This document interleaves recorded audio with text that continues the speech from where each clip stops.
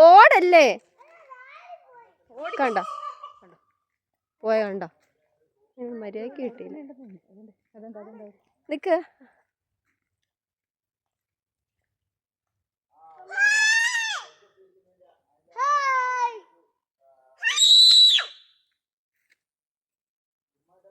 ഇവിടെ കിട്ടിയാ റോട്ടിൽ നിന്ന് കിട്ടിയായിരുന്നോ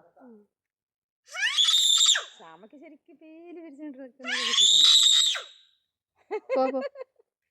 അതിനൊന്നും അത്ര പേടിയില്ല ഇപ്പൊ എത്തിയാണ്